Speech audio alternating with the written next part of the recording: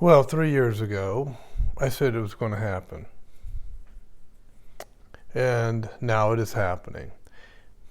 They call it adult sudden death syndrome.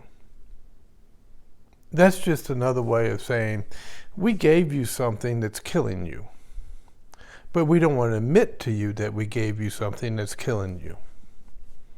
So we'll make up a fictitious cause of death called sudden adult death syndrome. That's generic enough that we can get away with it. We can pretend like this is a new phenomena, or maybe it's something that has been happening for a long time. We just haven't really talked about it before. It's normal. People just drop and die in this manner, and we can't explain it. It happens all the time. They're lying to you, folks. They're lying to you. They are the cause of this happening. We warned people 3 years ago to not go get the cure of the fake cause. Don't get the cure of the fake cause. Don't buy into all of the fear mongering. Don't buy into the propaganda, but people did. And they went out and they shot up with the cure of the fake cause. And as a result, we now have adult sudden death syndrome. We did this out of love. We tried to warn you out of love, but you didn't listen. Now you're suffering the consequences of believing their propaganda and thinking that you know better. But you didn't know better. And now there are consequences being suffered. And there's nothing I or anyone else can do to help you at this point. Because what you took into your body is killing you. And I'm sad and I'm sorry that that's what's happening. Because I have friends and I have relatives that are under the same boat.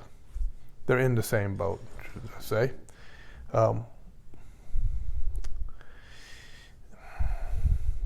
It's just a matter of time. And I know this, and I've been preparing my mind for this. This is the greatest act against humanity I think I've ever heard of in human history. And nobody's being held accountable for it. But I'll tell you what I'm doing. I'm not participating. And I will not participate under any circumstances. Now I know it's coming because they have to somehow accomplish Agenda 2030, which is right there on the UN website. Anybody can click on it and go read about it. And they want to have it done by 2030. That's what they call it, Agenda 2030. And to do that, they've got to reduce the population of the world significantly. And then use a great fear event and push a false fear that you will buy into to get you to do whatever they want you to do voluntarily.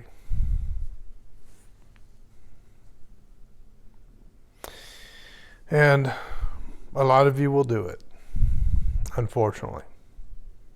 I won't. I will resist. Perfectly healthy today. They said I should have been dead, but I'm not. They lied. Now, those of us who tried to warn people and tried to help people, what did we get for it? We got hate. We got death threats. People wanted to put us in the concentration camps. They wanted to isolate us from society. They didn't want to allow us to go out and buy food and be able to bring it home and eat it. They didn't want that. They wanted us to suffer horribly for not participating in an experimental program that we knew was going to be killing people. And yet, we still tried to warn the very people that were condemning us, because we cared for those people. We loved those people, and we wanted them to be safe. So a lot of the backlash and bitterness that you're probably receiving now from the people who tried to warn you earlier is the way they have been treated has been horrible. And of course, they were censored, they were deplatformed, they were kicked off of platforms like the one I'm on now, and treated just really, really bad. And that's by design. That's by design. There's a reason, a purpose behind that. Because they have an agenda to push, and anyone who gets in the way, they're going to try to run over them. They're going to try to totally destroy them. So the question is, since we can't do anything about the past is the past, it's already happened. The question is, what are we going to do about the future? Because it's going to happen again.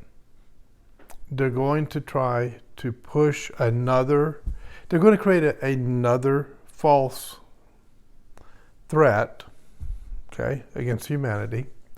And then they are going to come up with another very, very dangerous and deadly cure. Then they're going to try to push the shutdowns and you can't open a business, you can't go to church, you can't, leave your house, you travel restrictions, and they'll do all this again. The question is, will we resist and totally ignore and disobey their orders? In other words, will we usurp our supernaturally given rights that we've received from God? Will we stand in the rights that God has given us? Because I don't believe in natural law. I believe in supernatural law. The universe does not, the universe is not an intelligent entity in that it can make laws and give us laws. That comes from God. So all of this natural law talk is just a way to skirt around the idea that God is the source of our basic human rights. So I don't like the natural law talk. God is the source of our basic human rights. Are we going to exercise those rights because we're made in the image of God? Or are we going to just bow down and submit